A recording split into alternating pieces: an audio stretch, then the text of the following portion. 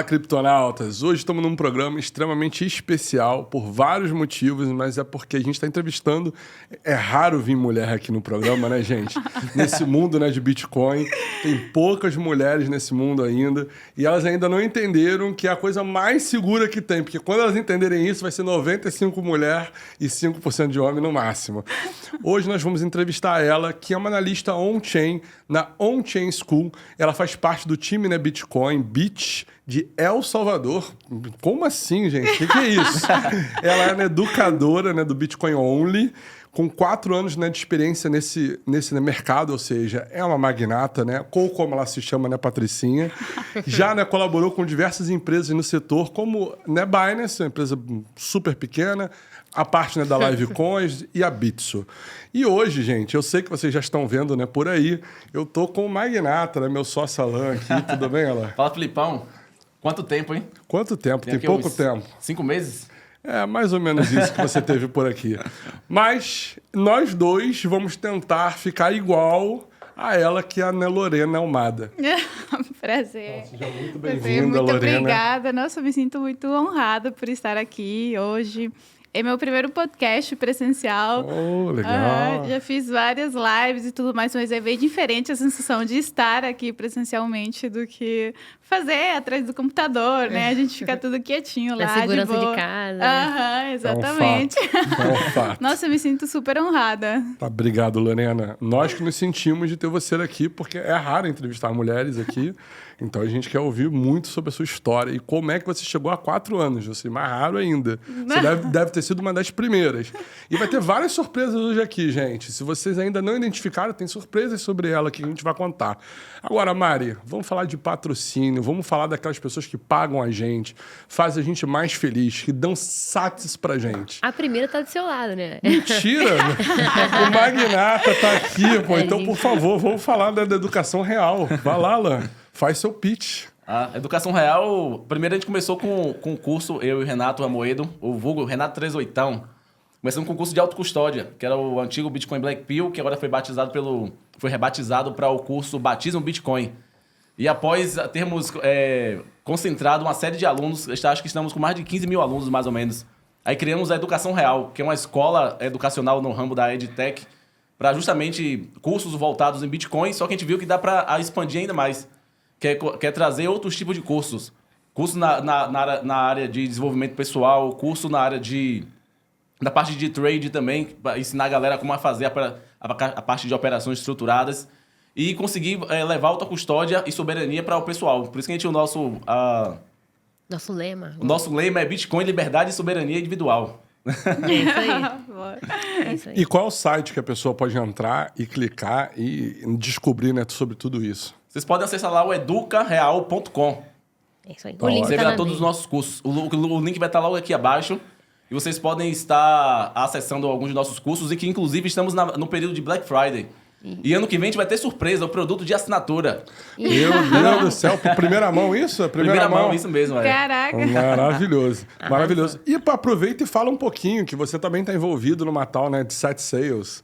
Fala um pouquinho sobre isso aí, né, pro público também, que é a primeira vez que a gente vai falar aqui no canal. Sim, e também eu desenvolvi junto com a minha equipe, Lorena também faz parte dela, e o Felipe também convidei para participar, que é a nossa wallet, chamado Set Sales, que une a On-Chain, Lightning e Liquid, que são... Lightning e Liquid são 2 redes no Bitcoin que ajudam a dar celeridade nas transações. E você pode comprar Bitcoin também lá diretamente.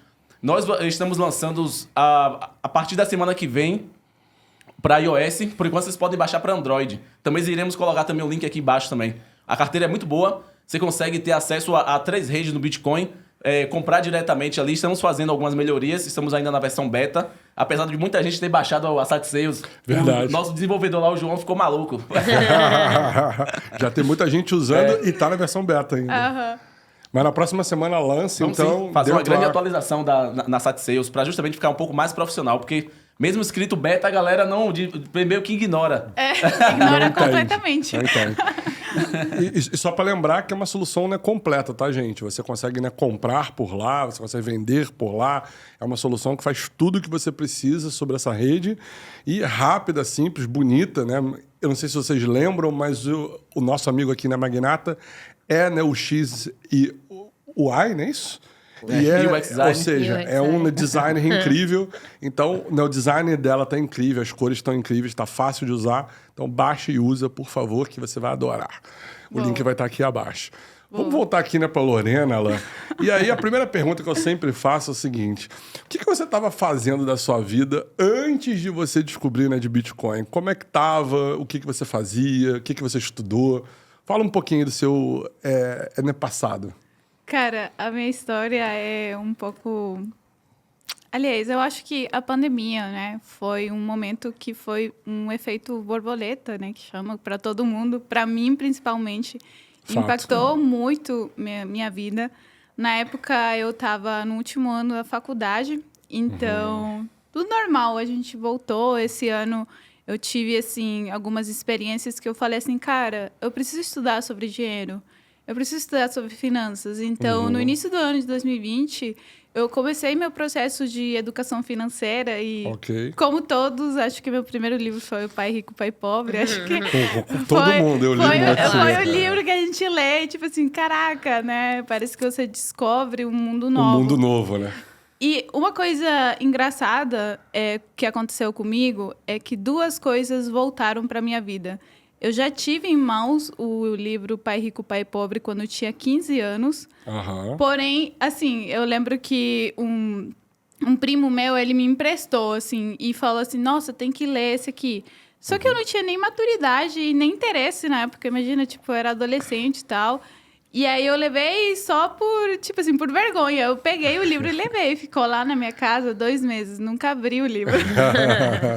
Nunca abri o livro. Aí depois eu devolvi ele, né? Aí ele me pediu e falou assim... aí a famosa escusa que a gente fala, né? Tipo assim, eu não tive tempo de ler. Entendeu? Né? Eu não estava interessado em... Exatamente. Assim, eu li as primeiras páginas e não entendia porra nenhuma do que tava falando, entendeu? Claro. Aí eu não entendia, não fazia sentido pra mim. Sem dúvida. E a mesma coisa aconteceu com o Bitcoin. Como eu sou formada em engenharia elétrica, eu estava estudando e no primeiro ano, eu tinha 19, 18 anos, eu trabalhava numa empresa que ela era voltada para soluções, né, de mecânicas, né, peças mecânicas e tudo mais. Tinha corte, CNC e tudo mais. Perfeito. Aí eu lembro que a gente recebeu lá, né, sempre eu recebia primeiro os clientes, tinha meu escritório lá, eu era secretária, né, e aí chegou um cara lá e começou a falar assim, que ele estava precisando, tipo, uns hacks, né, no galpão dele para colocar as máquinas. Hacks no galpão já começa a ser uma coisa Bitcoin, né? Exato. É uma dica. Né? E aí ele falou assim, que ele estava querendo algum design que a gente fizesse para ele e tal, que ele ia colocar as máquinas dele, né?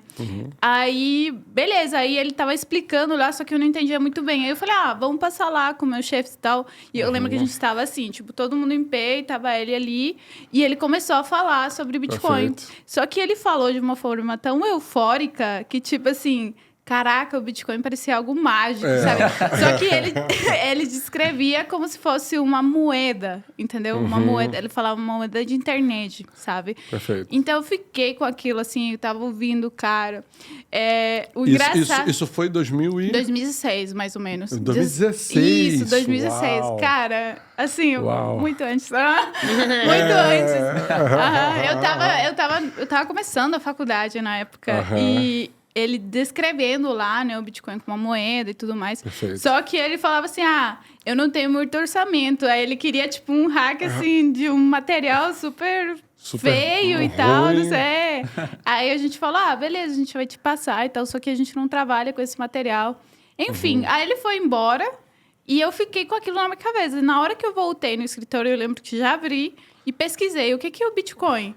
E apareceu lá, tipo, um artigo da Wikipédia, né? Na época, sempre o Google posicionava mais acima. E tava lá escrito, uma moeda criptográfica descentralizada.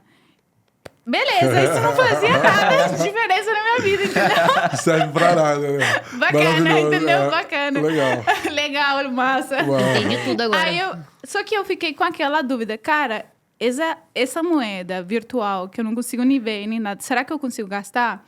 Então eu pesquisei. Dúvida clássica, né, Alain? Todo mundo pergunta mesmo. Será que eu posso gastar isso? Será que eu posso gastar? Será que é real? Tipo, pra mim era assim, nossa, será? Eu consigo?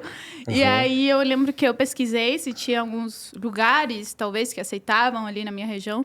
E eu entrei no BTC Map, que é tipo um site que caramba. mapeia, né, todos os locais que se registram lá, né, que aceitam Bitcoin. E tava ali, tipo, 4 lugares aparecendo no mapinha, Uau. assim, que aceitavam Bitcoin. Eu falei, caraca, será que isso é real e tal? Cara, eu só sei que eu, na época, pesquisei uma wallet, assim, na real, como ganhar Bitcoin, Claro. né? E aí eu baixei, eu tinha, na época, se não me engano, tinha um iPhone 6, ou iPhone 6 Plus, alguma coisa assim.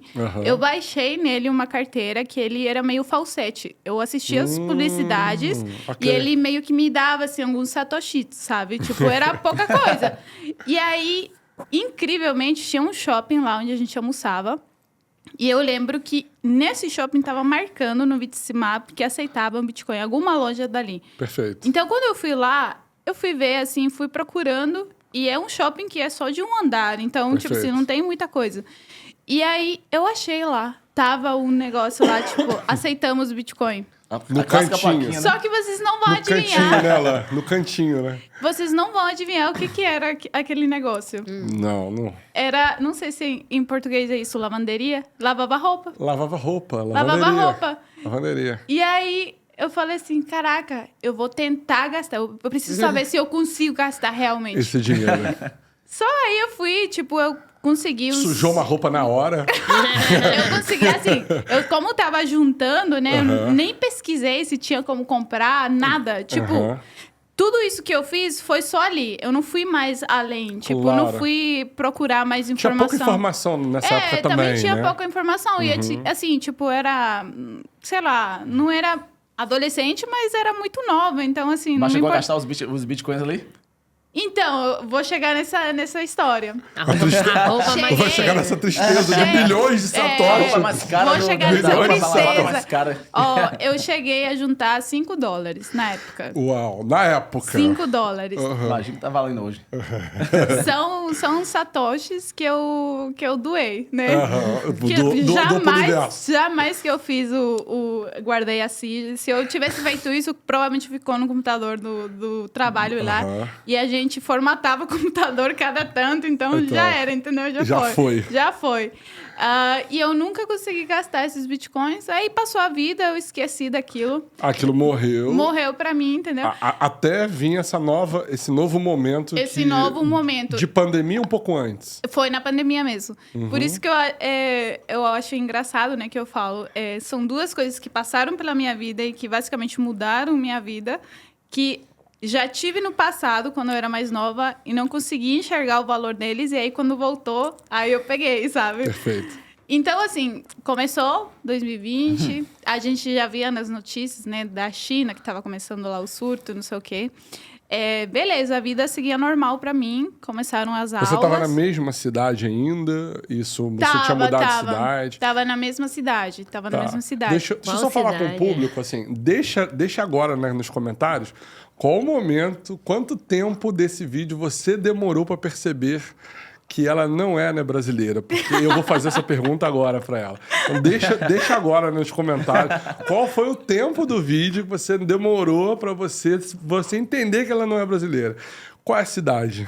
Agora sim, já dando a dica aí. Eu moro na cidade mais famosa do Paraguai, que é Cidade del Este. Cidade del Este. Onde o pessoal faz as comprinhas. Eu estive lá agora há pouco, fazendo umas compras também. Eu estive lá agora muito há pouco. bom, né? É uma ótima cidade. E a sua faculdade era lá mesmo? Isso, era lá mesmo. E aí, beleza. Aí minha vida seguiu normal, a gente voltou às aulas, voltamos 2 semanas, na segunda semana já teve o lockdown. E eu tava estudando, né? Então, o que eu fiz? Eu lembro muito bem que, na época, pelo menos as pessoas que eram próximas de mim, o que elas faziam na pandemia? Era só assistir Netflix, pedir iFood e pronto, entendeu? Eu não. Eu tinha uma rotina estrita, assim, de 7 às 6 da tarde. Eu fazia um monte de coisa. Treinava, estudava. Nossa, eu aproveitei como nunca esse tempo. Por quê? Porque como a carreira que eu estudei é muito pesada, né? Tipo, É pesado. eu todos esses anos só conseguia dedicar-me a isso. Conseguia estudar somente isso. E esse foi o momento que eu falei assim, caraca, eu não tenho responsabilidade nenhuma com a faculdade.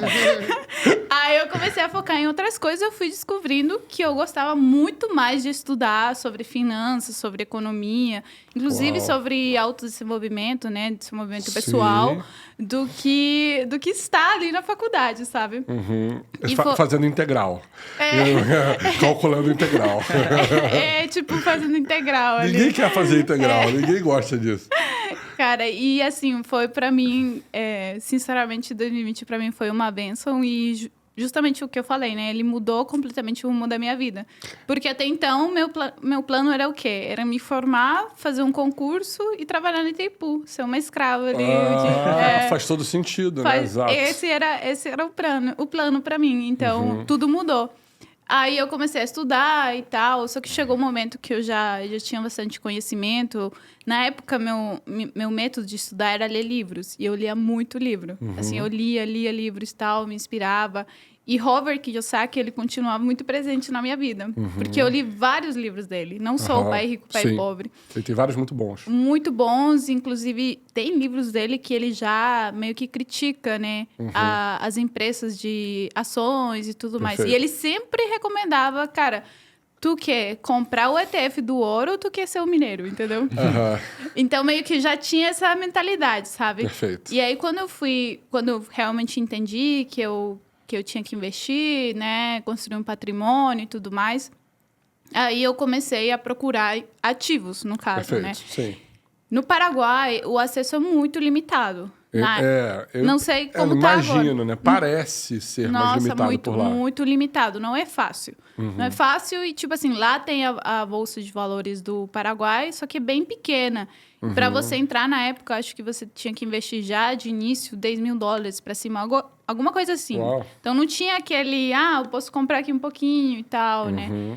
E aí eu fui procurando, e na época eu fiz o curso do Robert Kiyosaki, né? Todo mundo lançava curso na pandemia, certo? Todo mundo. E eu fiz vários cursos e um deles foi do Robert Kiyosaki. E aí ele falando que até hoje ele fala, que ele explica o crash que teve lá em 1929. E aí ele alertando que teve outras crises, que agora teve a crise da pandemia, só que depois vai vir outra crise pior. E aí a frase dele era assim, cara, compre ouro, prata e Bitcoin. E aí eu falei assim, tipo... No curso dele ele falava disso? Ele falava já sobre Bitcoin. Ele já falava sobre Bitcoin. Nem sabia, achei que ele era um cara contra. Tem até, ele sempre fala sobre o Bitcoin, inclusive no livro dele, aquele Fake Teacher, Fake Assets, tipo assim, Fake Money, que ele já critica já o sistema financeiro fiduciário tradicional, onde ele diz que justamente que aquela questão de você fazer juros compostos, isso não funciona mais, justamente devido aos juros negativos. Você poupa, mas na verdade você está sendo diluído em termos reais. Em termos nominais, você está crescendo o seu patrimônio, mas em termos reais, você está sendo sodomizada, né? Sodomizado, exatamente. E aí eu falei, caraca, Bitcoin, eu lembro disso. Que fim levou aquele minerador lá? Você sabe se ele montou o negócio de mineração dele Cara, lá eu no nunca mais Paraguai? soube nada dele. E se algum dia ele me vê aqui na internet, sei lá se ele vai lembrar de mim, mas eu nem lembro do rosto dele. Mas eu lembro. Tempo, né? Eu lembro, assim, que ele queria aquilo, né? Espero que ele tenha montado. Mas, assim, depois eu vou falar um pouco sobre isso, mas no Paraguai, assim, muitos mineradores, eles saem muito rápido, né? Entra e depois sai. Provavelmente ele estava ali naquele ciclo, Perfeito. né? Provavelmente pegou o ciclo de alta de 2017. Né? Então, provavelmente tá rico hoje em dia, sei lá. Tá de boa lá. Tá de boa lá. E aí, beleza. Aí eu falei, caraca, Bitcoin. De novo, já ouvi falar disso. Já ouvi falar isso, já tive contato, né? E aí, como na época eu não era que eu ia pesquisar vídeos, nada do tipo, eu já ia direto nos livros. E aí eu pesquisei quais melhores livros sobre Bitcoin. E aí, o que tu achou? Aí apareceu uma lista lá. Ó, Que lista é essa? Vamos ver. Eu vou fazer a curadoria lá pra ver se essa lista presta. E na época, não sei se eu posso falar isso, mas eu nem dinheiro tinha. Então, tudo que eu baixava no meu computador era o livro de graça que tinha. Então, não tinha isso de comprar, entendeu? Nós somos na liberdade. Inclusive, os próprios autores que escrevem vários livros sobre Bitcoin, ele recomenda, o próprio CFD e fala pra baixar de graça mesmo. Inclusive, ele fala, tipo assim, compartilhe, porque é aquilo que a gente sempre fala. Informação, quanto mais compartilhada, dividida, ela só tende a aumentar. Que esse aqui é o mais legal dos bitcoiners que são libertários, que são contra a propriedade intelectual, desde que você referencia o autor. Mas não tem nada de errado, não, ainda bem. Aí eu baixei os livros lá, eu baixei 2 livros. O primeiro foi A Internet do Dinheiro, que é uma compilação das Muito palestras do Andrés Antonopoulos, que é um Bitcoin assim, muito antigo. É um monstro, né? É tipo um Todo mundo evangelizador, né, do Bitcoin. E beleza, eu li o livro. E realmente ele é bom, só que eu falei assim, cara, meio que entendi, mas não entendi. É pesado. Entendeu? É pesado. Entendi, mas não entendi. Aí eu fui no segundo livro, que foi do Safedin, que é o Padrão Bitcoin. Cara, e ali foi aquele meme, naquele momento que eu olhando lá e meu... Pum.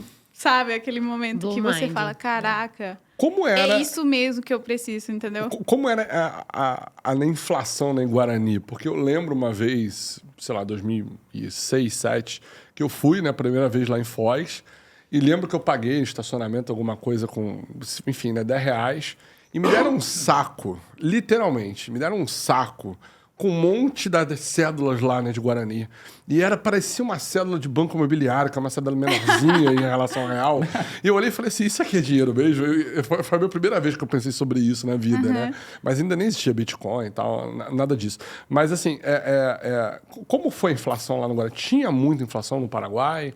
Teve muita inflação? Você viveu isso lá? Como a gente viveu aqui? A gente não teve hiperinflação, que nem teve aqui no Brasil. Mas a inflação, assim, nossa moeda é uma das mais fracas, inclusive com relação ao real, né? Por mais que você vai ver ali os dados de inflação, pelo menos esse ano... Oficiais. Oficiais, entre aspas, né? O acumulado, por exemplo, deste ano no Paraguai, ele é menor que no Brasil. Caramba. Só que isso não é real na prática, a gente sabe, né? Todos esses dados Tanto ali... no Brasil quanto no Paraguai. Não é real, nada do tipo. E só para finalizar aqui minha história, antes da gente partir para a questão do dinheiro, por que o Bitcoin fez sentido na hora para mim? Porque eu já estava com uma mentalidade que ações, essas coisas do mercado tradicional não fazia sentido. Uau. E eu acho que, assim, você só pode investir, né? Hoje em dia eu acredito mais no Bitcoin como poupança, depois é outro assunto que eu vou explicar, mas é a única coisa que eu sentia que ele condizia com meus valores. Então, interessante. Então já tinha meio que assim, beleza, eu até estava procurando, assim, só que nada fazia sentido para mim. E aí, quando eu li o livro Padrão Bitcoin, eu falei, caraca, é isso aqui. É isso aqui. E aí já começou o meu processo. Eu nunca mais... Entrou no buraco. Entrei na toca do coelho, que o pessoal fala, né? Entrei na toca do coelho e aí, cara, aí eu só fui estudando até hoje, né? Todos os dias é um dia de estudo com o Bitcoin. Inclusive, o próprio Safedin, o autor do Padrão Bitcoin, ele esteve, quando era mais novo, ele esteve aqui no Brasil, no Rio de Janeiro. Inclusive, o time dele é até Vasco. Eu já vi ele fazendo tweets sobre isso. Ele entendeu que o Vasco é o melhor. Isso, eu até conversei com ele Entendeu errado, né? 2020, pelo LinkedIn, ele tinha me contado que tinha vindo aqui no Brasil, que ele só entendeu o que é inflação aqui no Brasil. A época ele estava aqui, na época da hiperinflação, antes do real. Aí ele entendeu, por isso que ele se tornou economista, e principalmente economista da Escola Austríaca de Economia, devido ao Brasil. E inclusive ele falou que gosta muito do Brasil, que tudo que ele entendeu de economia, como a questão da hiperinflação, ele deve ao Brasil. Por isso que ele ressalta o Brasil, o país dele, acho que se eu não me engano é a Líbia. Esqueci agora o nome dele, acho que é a Líbia, se eu não me engano. Líbia, acho que é Líbia, que sim. teve lá a hiperinflação. O próprio Nassim Taleb também, que é da mesma região que ele também, tinha dito que não iria ocorrer o crash lá e ocorreu. Ele já tinha dito tudo isso daí. Porque justamente ele viu aqui quando pequeno aqui no Brasil. E ele disse que ia ocorrer a mesma coisa no país dele. Por isso que o padrão Bitcoin, ele passa a maior parte do tempo falando coisas que ainda não são Bitcoins, mas sim discorrendo, dando o contexto e o problema do que é de fato o que acontece com as moedas, principalmente tocando na parte moral, que é o que a Lorena conseguiu entender. Rápido. No Master Bitcoin, ele é um pouco mais técnico, o Delta ele é um pouco mais... Mas ele aborda também, assim, a história do dinheiro e tal, só que ele é um pouco mais técnico mesmo. Mas a história, em termos Agora, morais... o padrão Bitcoin, ele explica o sistema fiduciário, ele explica a história do dinheiro. E aí tu entende, caraca, então o quais Bitcoin são as soluciona consequências isso, disso, né? entendeu? É por isso que tá tão ruim, né? Por isso que cada ano que passa eu compro menos, tem menos acesso a coisa com o mesmo salário, né? Exato. Mesmo que cresça o salário, a gente não cresce nada. E eu acho que as condições também, por exemplo, qual foi o meu interesse de começar a estudar sobre finanças lá no início do ano? Eu vi o contraste, a gente tinha países vizinhos, Paraguai ao lado do Brasil, Sim. e no Brasil a qualidade de vida é completamente diferente que no Paraguai. Então eu falei, cara, eu preciso entender por quê? Por que é diferente? A gente está do lado um do lado do outro. É uma ponte, né? Uma coisa simples que separa, não é quilômetros, né? Não é quilômetros, tipo assim. E aí começou a minha dúvida. Eu acho que sempre quando a gente tem alguma dúvida e a gente vai atrás da resposta, é o momento que a gente tem aquele eureka lá, sabe? Eureka. Então, assim, foi um processo que eu acho que o meu processo foi muito bom, né? Porque eu já fiz como uma pequena escada. Eu fui entendendo sobre finanças, eu fui entendendo sobre dinheiro, até chegar no Bitcoin, né? Perfeito. Que já é um ativo de proteção, né? Para você construir um patrimônio. Sólido. E assim, quando você entendeu na Bitcoin, entre entender e comprar, que é você realmente botar dinheiro naquilo, porque uma coisa é você entender intelectualmente, skin the game. Entre entender e comprar, como é que foi o prazo disso pra você? Cara, foi na hora, assim. Eu não duvidei. Sério? Eu não duvidei porque Uau. eu já tava procurando. Mas como comprava lá no Paraguai? Como é que é? Isso é diferente do Brasil? Cara, meus primeiros bitcoins foram de um minerador. Uau! Eu conhecia já alguns mineradores de lá e tal, então... Assim, foi minhas primeiras compras, assim, foi de minerador. Chegou lá, bateu na porta, falou Não, com assim, ele, só por mensagem, já trocava ideia e tudo mais, né? Então, já comprei na Binance também, na época, eu lembro. E aí, depois, eu já comecei a trabalhar na área. Mas como você pensou assim, cara, eu vou desistir da faculdade? Você se formou no final das contas? Então... Porque tu tinha investido um tempo tão grande na faculdade, né? Cara, se eu te contar. Assim, 2020, beleza. Eu basicamente passei o ano inteiro só esperando a faculdade voltar. Estudando e tal, né? Aí me concentrando completamente em outras coisas. Aí começou 2021. Cara, tenho que voltar pra faculdade. Nossa, porque assim, na minha aula, todo mundo meio que trancou o ano pra voltar presencial. Porque a gente falava assim, ano que vem vai voltar presencial e a gente volta lá. Claro. E, sinceramente, somente 3 colegas que seguiram adiante. Os 30 que ficamos, assim, deixamos para 2021. E, para mim, ótimo. Eu tava super feliz com a minha vida em 2020. Porque eu tava fazendo coisas que eu gostava. Eu tava estudando coisas que eu gostava e tudo mais. Aí, beleza, a gente voltou. Só que a gente voltou na faculdade, eu tava depressiva, assim, cara, eu não quero saber nada mais disso aqui. Tipo assim... Não faz mais sentido esse mundo. Cara, e uma coisa, assim, que eu tinha um viés muito forte, que eu peguei do Robert Kiyosaki também, que ele critica muito, né? A questão de, você não precisa ter uma profissão pra você ser um grande empresário, blá, blá, blá, né? E aí eu já tava assim, cara, isso aqui não serve pra nada. Por que eu tô fazendo isso? E aí eu vou largar a faculdade.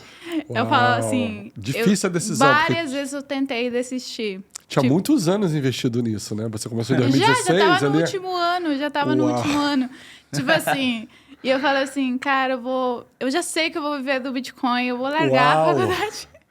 Eu vou largar a faculdade. Eu falo assim, cara, eu vou largar a faculdade, não quero saber nada.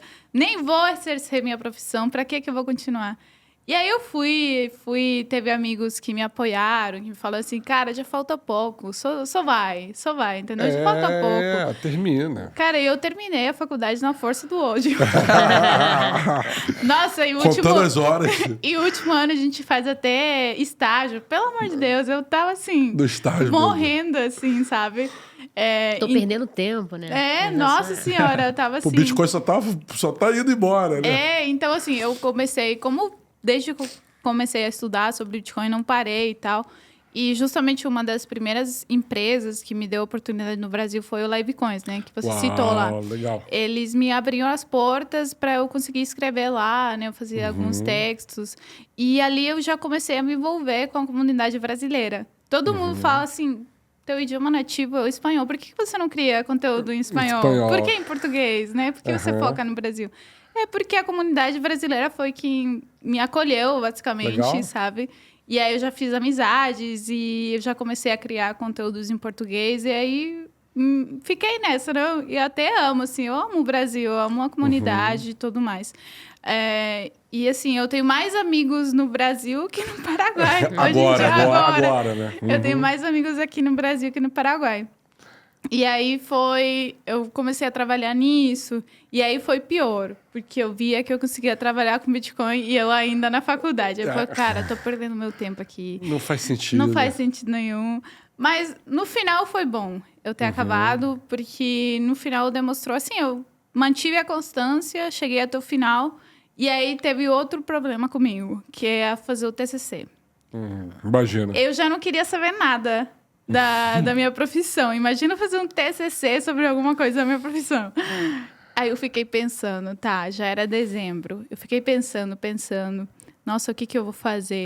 E eu lembro muito de uma frase de minha madrinha, que ela já faleceu, né? Ela, quando eu estava no último ano do colégio, eu estava preocupada porque eu não sabia o que eu ia estudar. E eu falava para ela... eu não sei o que eu vou estudar, será que eu tô errada e tal? E ela fala assim, não se preocupa, nos últimos dias do teu colégio, você vai saber o que você vai estudar, vai acender a lampadinha, a lâmpada lá. E aí, foi exatamente assim que aconteceu. Os últimos momentos do final do ano. Foi no último mês que eu descobri o que eu ia estudar na faculdade. E aí, eu lembro que ela falou isso e, na época, eu lembrei daquilo, sabe? Aí fui passando o tempo, aí, beleza, a gente ia acabar a faculdade, as aulas e tal. E aí, do nada, um dia eu pensei, caraca, eu posso fazer sobre a mineração do Bitcoin. Exato. Ótimo. Eu posso fazer sobre a mineração né? do Bitcoin. Tava tudo ali desde o início. Eu tava aqui torcendo pra você ter escolhido isso. Eu falei, ela vai escolher isso. Cara, eu escolhi, foi um desafio total, mas foi assim, o TCC mais... gostoso, placenteiro que eu já fiz, porque era uma coisa que eu gostava. Então, beleza, tem as partes chatas do TCC e tudo mais, mas a parte de investigar, de fazer ali... No meu caso, eu fiz um estudo de tentar meio que prever qual que era o consumo energético que os mineradores consumiam ali no Paraguai. Perfeito. A nível país, né? Então, eu fiz uma série de estudos, utilizei ferramentas e tal. Na época, eu lembro que eu analisava o tráfego das pools de mineração, né? Que tinham disponíveis na época. E aí, eu tentava determinar, conforme a porcentagem, no Paraguai, que ele se concentrava no Paraguai, eu tentava determinar qual que era o hash rate no Paraguai. Interessante. A partir disso, eu começava os cálculos... Os cálculos, né, de energia elétrica. Claro, né? Com base no que ele performava, né? Exato, com base. Aí eu determinei lá um valor de hash rate do Paraguai, acho que era menos de 1% com relação ao mundo no Paraguai. Na época, isso foi...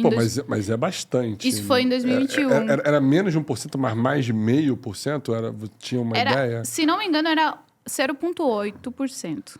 Mas isso também é muita coisa. Eu acho. E esse era o valor que eu determinei. E aí, eu fui fazendo, assim...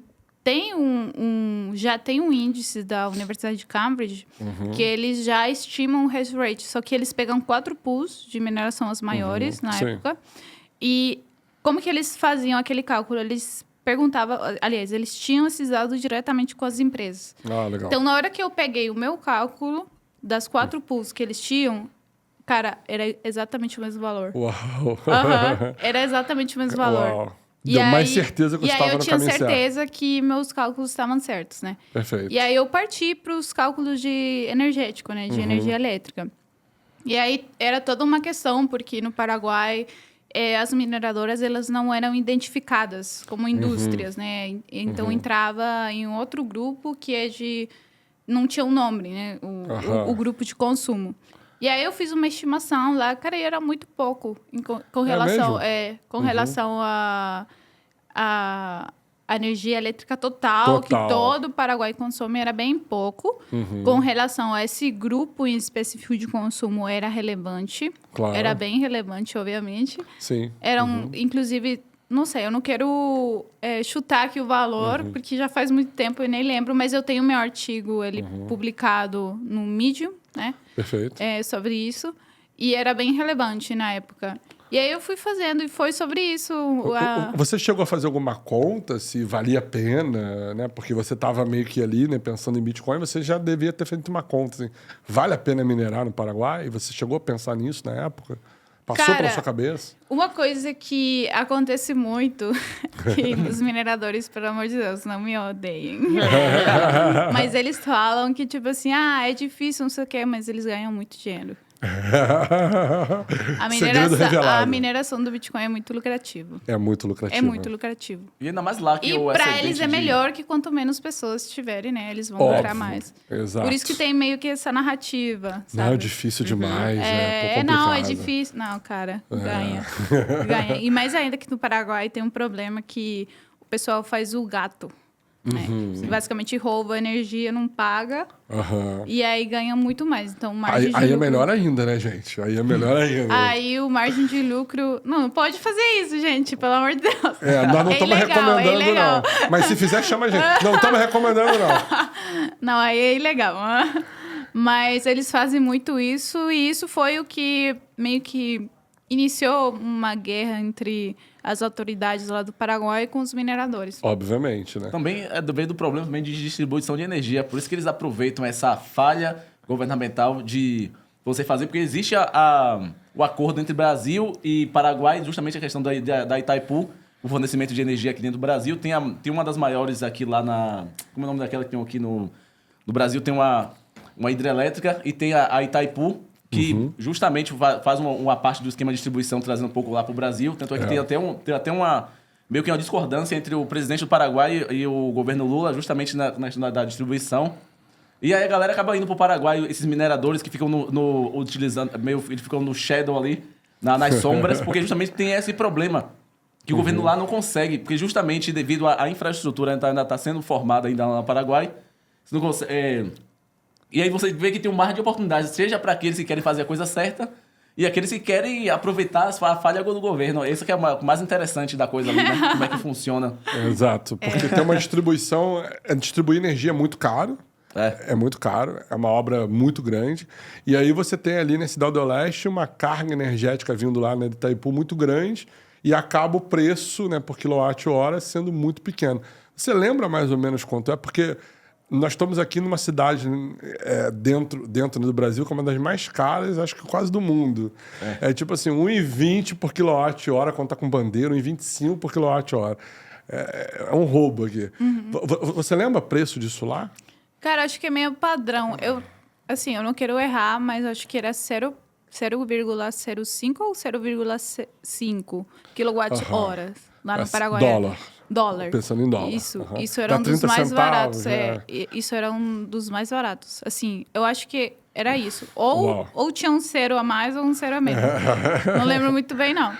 Mas... É bem barato, né, gente? É bem barato. Aí tem essa questão ali no Paraguai. A gente tem bastante energia abundante, mas ainda que já venceu o contrato com o Brasil, né? Que tinha uma dívida. Então, ficou ainda mais lucrativo para... Porque, assim, no Paraguai, ele é um país muito pequeno. Sim. E não é igual aqui, que cada estado tem o seu distribuidor de energia. Lá é um monopólio. É só a Ande que distribui a energia. Só tem uma empresa fazendo. Por coisas da vida, tem lá uma cidade chamada Villarrica, que ele tem um distribuidor independente. Alguma coisa aconteceu lá na época, né? Eu nem tinha nascido. E eles distribuem lá. Eles compram diretamente da Itaipu, compram mais barato e eles conseguem distribuir só nessa cidade ali. Também é um polo de mineração lá no Paraguai. Imagino. Essa cidade. Então, assim, tem essa questão ali. O Paraguai, ele não investe em infraestrutura, nem na parte de energia elétrica, nem nada, né? Basicamente assim, no Paraguai, o povo é mais ou menos assim, eu sei que o governo está ali e rouba, né? Que o Paraguai é um país de direita, por assim dizer, um país bem conservador. Eu sei que você está ali, você rouba, mas me deixa aqui em paz, entendeu? Por isso que ali é um paraíso fiscal. Tipo assim, o governo fica te enchendo o saco, mas, tipo assim, ninguém faz nada também. A gente sabe que eles estão roubando. E não se investe. Era para ter uma infraestrutura muito boa, muito grande, lá no Paraguai, prevendo o final, né, da dívida com o Brasil e atrair várias empresas ao redor do mundo. Cara, muitas empresas querem vir para o Paraguai, porque a energia é barata, né? Tem a questão fiscal. E mão de obra também é barata, né? Vocês têm um salário mínimo pequeno em relação ao Brasil ou não? Não. É maior? No Paraguai é maior. Uau! No Brasil, acho que é 200 e pouco dólares e no Paraguai é 300 e algo dólares. Ou seja, é melhor. Gente, o escravo no Paraguai tá bem pago do que aqui. Eu achei que não, achei que a gente era maior, não é? Não, no Paraguai tá mais alto. Mas aí é isso, tipo, era pra gente ter um crescimento enorme. Absurdo, sabe? Absurdo. Impostos quase zero para importação. E a mesma coisa, se eles tivessem pelo menos feito uma estrutura de distribuição de energia elétrica, eu acho que muitos mineradores iam vir pro Paraguai, sabe? Até a Marathon tá lá. Sim. E tipo assim, tá ou já saiu, não sei, mas tava até o ano que tava até o ano que vem. Ela, tipo assim, o ano passado ela tava lá, eu vi que eles tinham uma mineradora lá com outro nome. Aí eles vieram pro Paraguai, mais uma, mas com o nome da Marathon mesmo. Entendeu? As maiores estão lá no Paraguai, né? E aí começou aquele problema, né, a questão de que roubavam energia e tudo mais. Eu lembro que eu passei num galpão que isso era um brasileiro. Eu acho que eu nem prefiro falar o nome. Mas eles inventaram de fazer mineração em nuvem lá em Cidade do Leste. Isso foi há muito tempo atrás. 2017, 2016 era bastante famoso esse negócio de mineração em nuvem. Isso foi lá no início. Que não existe, aí os caras... Se na nuvem não existe, é golpe. É golpe, pessoal. E aí eles fizeram isso e aí eles ficaram devendo $1 milhão, acho que pra Andy. Uau. E aí ficou assim, cara... Só de energia. Só de energia. Eles foram embora, assim, tipo... Se esfumaram. Se esfumaram, eu passei pelo galpão, eu vi, tipo assim, tava tudo... Como sempre dela. Mineração em nuvem, golpe. E eram brasileiros. Aí a Andy já ficou assim, com uma... Tipo assim, um receio, falando que minerador é golpista, que isso é golpista. Inclusive, até aumentaram a taxa de energia, não foi? Justamente para tentar evitar essa galera aí. Aí continuava o roubo de energia, né? Imagina. Só que toda vez que o governo tenta resolver alguma coisa, ele acaba causando mais problemas. Porque, tipo assim, você aumenta a quantidade de mineradores que não estão seguindo com as regras locais.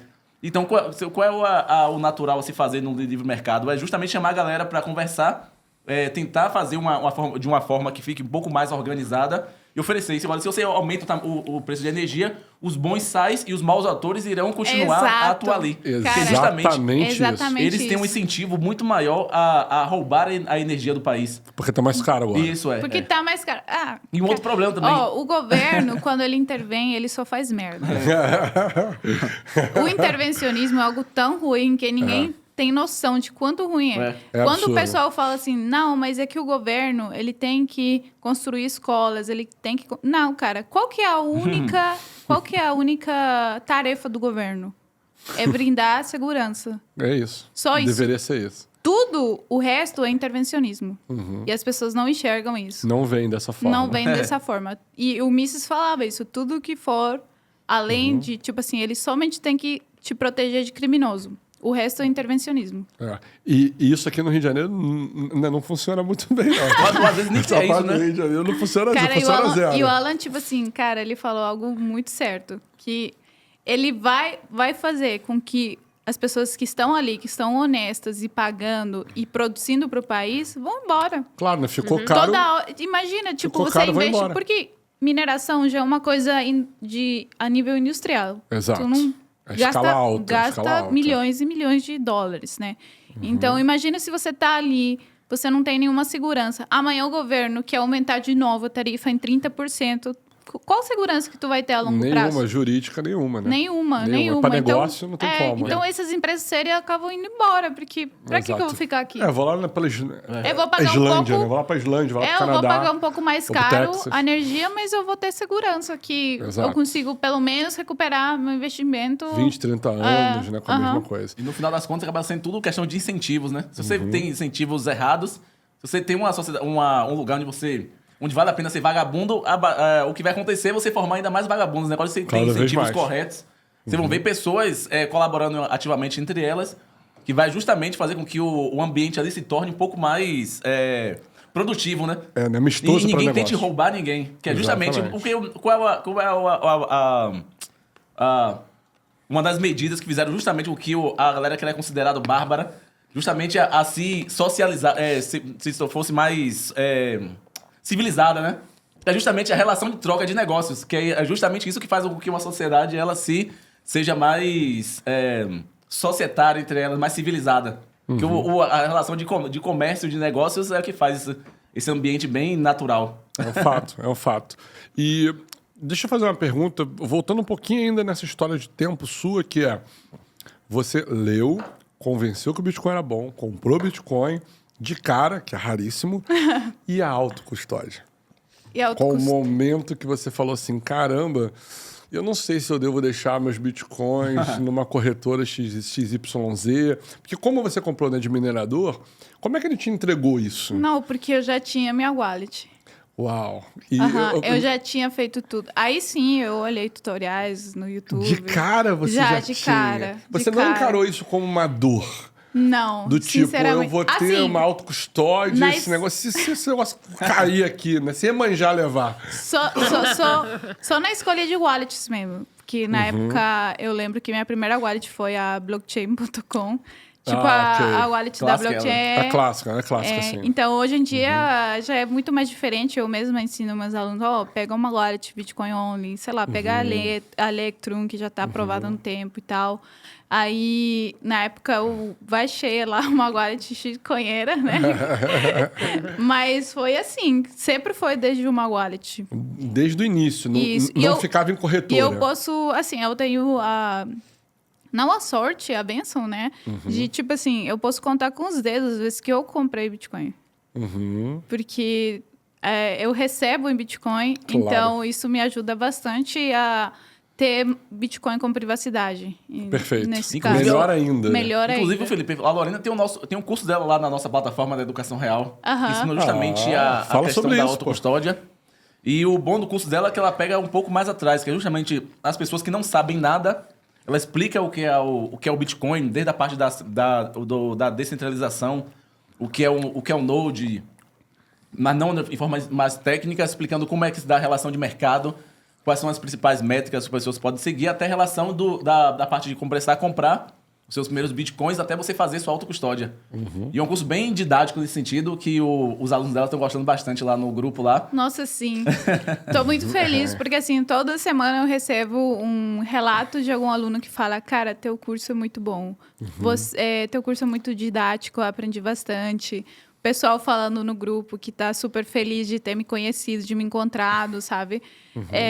Porque basicamente o que eu coloco no meu curso? Todo o caminho que eu fiz. Exato. Em 4 anos. Boa. Toda dor. Toda dor que eu passei, eu coloquei no curso. Em poucos minutos, a pessoa pode evitar esse caminho todo que você fez. E eu sempre, bato na tecla, né? Falando para os meus alunos, se você não entendeu o Bitcoin, se você não entendeu os fundamentos e o porquê você está fazendo isso, você vai ser levado pelo mercado. Porque, assim, como o Bitcoin ele é cíclico, nossa, no bull run é uma coisa louca, assim. Estamos super felizes nesse momento, inclusive. Euforia no momento. E aí eu não quero que eles acabem caindo, porque geralmente aparecem os shitcoiners lá, falando assim que estão ganhando milhões, que estão, tipo, todo mundo tá rico. O pessoal deixando de trabalhar, entendeu? Tipo, saindo do emprego para se dedicar a shitcoin.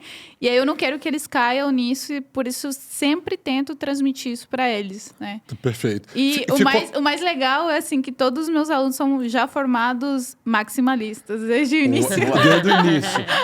Você não teve a fase comum de todo mundo? Não é possível. Isso aí, gente, eu não acredito. O Alan falou para mim que lá na entrevista dele, que ele teve nunca teve essa fase. Você não teve nenhuma vez a fase do tipo, caramba, deixa eu ver Ethereum. Ah, tem esse dog. Como é que é? Não, tive essa fase, mas foi bem muito rápido. Dodge, não sei o quê. E você nunca teve essa fase de comprar uma Dodge da vida, qualquer coisa. O que acontece? Gente, a verdade agora. E todo mundo tem essa fase. Vamos falar. Cara, e eu, assim, todo mundo teve essa fase, mas eu vou contar como foi comigo. Muitas pessoas me falam, inclusive, como que você fala tão bem português?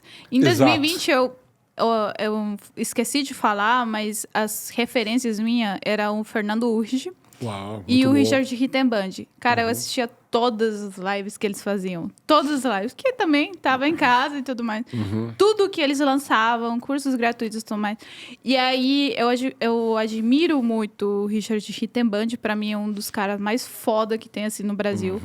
E ele tem a empresa dele, que é a Convex Research. Perfeito. Né? Então, parte, né, desse pensamento de carteira, investimento, portfólio e tal, eu tinha com ele, né? As questões. Por exemplo, na época a gente falava assim, você tem que dolarizar o patrimônio. Fazia muito sentido.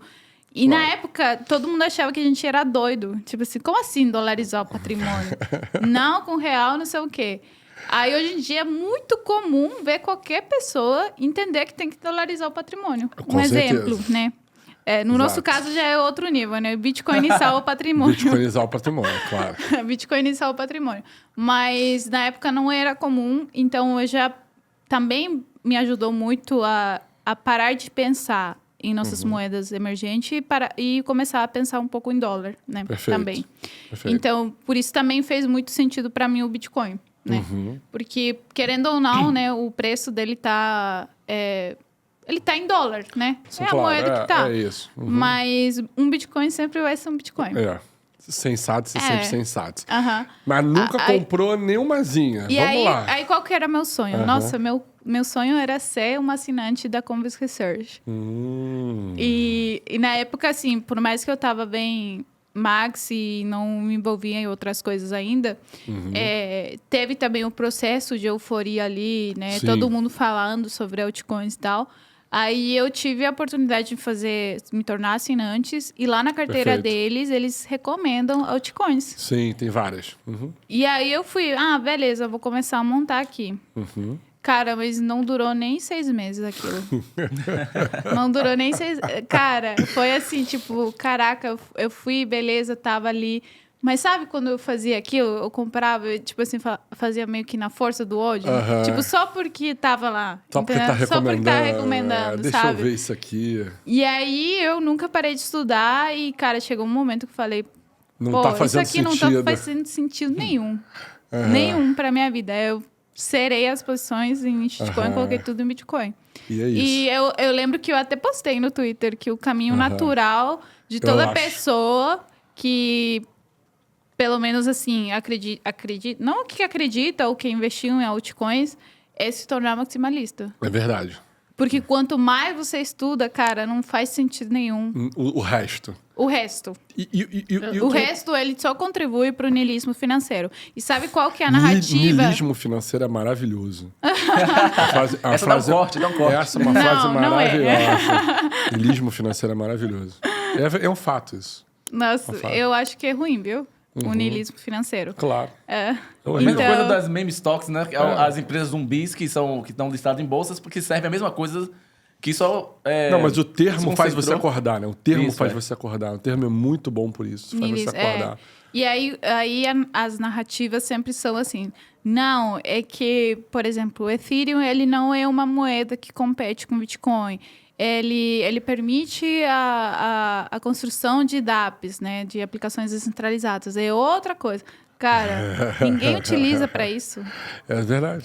A shitcoin ninguém utiliza para o fato que ele nasceu, né? Teoricamente está funcionando. Então, assim, essas narrativas somente as pessoas contam, eu acho, somente para tentar ter uma validação do que a pessoa está fazendo. Claro, e quando tu fala assim... Cara, inflar a própria moeda. Quando tu fala assim, eu tô all-in em Bitcoin, tu fala com orgulho, sabe? Agora, tu percebe que o shitcoin já fala, tipo assim... é que serve pra tal coisa. Ninguém tá usando pra isso, entendeu? Só estão dizendo. Só estão dizendo. É só o discurso. ninguém tá usando pro propósito dela, né? É verdade. E quando é que você enxergou que Bitcoin era algo realmente seguro e em vez de investimento, poupança? Foi muito perto também dessa época ou isso já foi um pensamento mais avançado que foi tendo aos poucos? Até muito tempo eu tinha o pensamento de Bitcoin como investimento. Perfeito. Até que eu realmente entendi sobre os juros negativos. E aí, como eu já sei toda a história, né, que a gente passou economicamente falando e como funciona o sistema, porque no nosso sistema atual, a gente só tem duas opções, ou gastar ou investir. Perfeito. Você gasta e isso é ruim para a economia. Por quê? Porque as pessoas estão enxergando que a moeda não vale nada. Exato. Entendeu? E isso, uma característica de uma moeda boa é ser uma reserva de valor. É todo mundo querer manter, né? Todo mundo querer manter pelo menos um pedaço. Pelo menos um pedaço, Claro. né?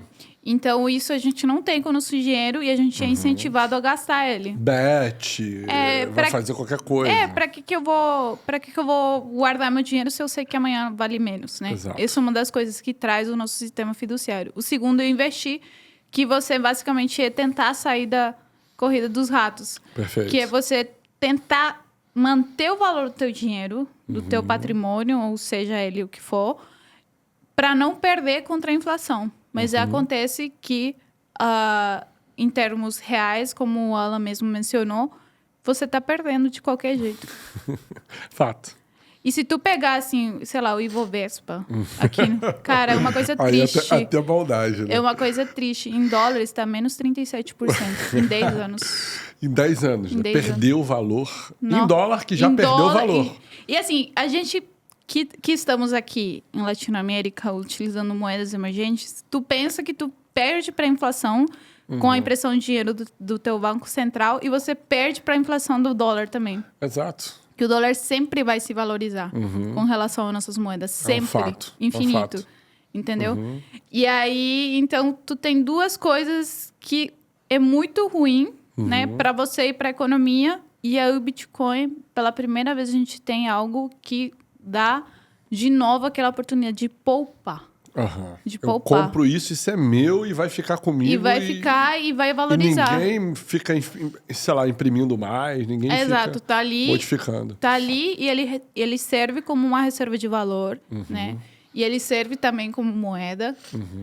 Quem diz que não tá mentindo. Claro. Eu mesmo uso Bitcoin como moeda também. Claro. Não, você hoje está recebendo, né, em Bitcoin, Bitcoin, várias coisas, várias coisas. que você faz. Muitos falam da volatilidade do Bitcoin. Realmente ele não afeta muito, porque você está recebendo todo mês ali. Então, a variação de preço, às vezes você vê o teu salário até subindo ali, você vai ganhar mais do que esperado, né? É verdade. E duas coisas que me restaram, né, de curiosidade. Foi essa monografia, né, TCC, que acabou te gerando a ideia de você fazer uma análise on-chain das coisas, e isso é o que você acabou, né, fazendo mais. Fala um pouco como é que foi essa coisa de você meio que se tornar uma analista on-chain. E, poxa, já que tá tudo ali, tudo não, mas já que tá quase tudo mostrado, deixa eu aproveitar e olhar esses dados, esses números e tirar relatórios e ideias sobre isso. Fala um pouquinho do que você faz em relação a isso. Então, como eu falei, lá em 2020, minhas maiores inspirações eram o Fernando Uchi e o Ritten Band, né? Como eles conseguiam analisar o mercado. Então, essa é uma área que eu sempre fui apaixonada. Legal. Sabe? Então, sei lá, desde sempre, desde 2021, eu já fazia algumas análises, assim, mas só de bobeira, sabe? O que eu entendia, identificava padrões e tudo mais, né? Então, meio que nunca pensei, assim, em levar para o lado profissional, até que eu gravei meu curso. Eu gravei meu curso e tem um módulo lá de introdução de análise on-chain. E aí eu falei, caraca... Lembrei de quão legal é isso aqui. Que é isso, né? E aí eu falei, eu tenho que me profissionalizar nisso aqui.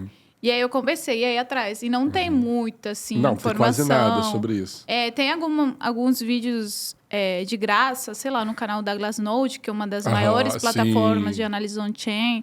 Tem alguns super artigos. caro, inclusive. Caríssimo. Tem alguns artigos ali da CryptoQuant, que também é outra plataforma de análise on-chain.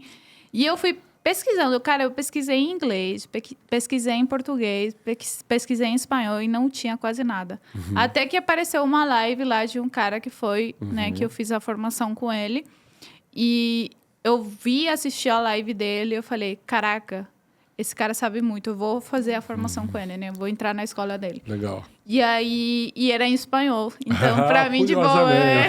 Pra mim, de boa, entendeu? Porque era a minha língua nativa. Então, eu fiz o curso, né? A formação era muito boa, bem intensivo, né? A gente teve, inclusive, tem todo provas para você passar ou não, você virar analista verificado. E eu já tinha muita noção da análise on-chain. Eu já sabia, só que a peça que estava faltando em mim era meio como encaixar tudo isso no macro, assim, sabe? Tipo, como eu consigo combinar as métricas? Claro. E que tipo de métricas? Fala para o nosso público, que eu falo pouco no canal aqui disso. Eu fiz um vídeo só sobre isso, na verdade, que eu fiz uma análise bem básica, aquela análise do tipo, quantas carteiras com tantos dólares tem no mercado hoje? Quantas carteiras com tantos bitcoins tem no mercado hoje? Quantas baleias estão se movimentando ao longo do tempo? Acho que eu fiz uma coisa assim bem básica. Mas dá uma ideia, né, para o público, o que você analisa on-chain, que informações são interessantes que você viu, que você ficou super surpresa. E quais são os indicadores favoritos também, né? Boa, Mari. Então, recentemente, quando a gente estava lá na SatsConf, né, meu painel também foi sobre análise on-chain. E eu falei que a análise on-chain, ele te ajuda a analisar o lado micro, né? Porque a gente não pode ignorar o lado macro do mercado, da economia, né? E ele te ajuda a ver a blockchain do Bitcoin em forma de métricas em tempo real. Tu mesmo estava falando que tu conseguia ver carteiras, usuários, baleias, né? Então, tu consegue ver o que as exchanges estão fazendo, mineradores. Tu consegue acompanhar isso em tempo real, né? E ele serve tanto para você analisar o ciclo do Bitcoin, quanto para você analisar alguns movimentos de mercado que talvez possam gerar FUD ou FOMO, que tu consegue comprovar ali em tempo real se aquilo é verdade, né? Perfeito. Por exemplo, teve a CryptoQuant, acho que foi uma das primeiras que alertou sobre as reservas da FTX antes de acontecer o crash, né? Isso é um exemplo. Outro exemplo que eu vivi esse ano já e acompanhei em tempo real foi da KuCoin. Teve um pequeno FUD lá no Twitter, né? Que explica a palavra FUD, né? Para as pessoas que não sabem o que é. É basicamente um momento onde gera uma incerteza, sim, né? Que meio algo ruim para o mercado e tudo mais, né? Que se gera, assim, só uma forma de assustar, basicamente, as pessoas. E então ali teve um pequeno assim, começaram a falar que o KuCoin estava travando saques, que não estava sacando e tudo mais. Aí todo mundo falou sobre isso. E a gente estava acompanhando em tempo real. E a gente conseguia ver as transações indo normais, assim, sabe? Então, pra gente não era nada daquilo, entendeu? Não era nada demais. Porque só dizendo, mas não porque estava tudo normal, as reservas e tal, né? Depois tem que fazer uma troca, né? Como eles... tem os custodiantes institucionais e às vezes também tem a questão legislativa, como algumas certificações como o New York Agreement nos Estados Unidos e como em outras no Japão e na Europa também.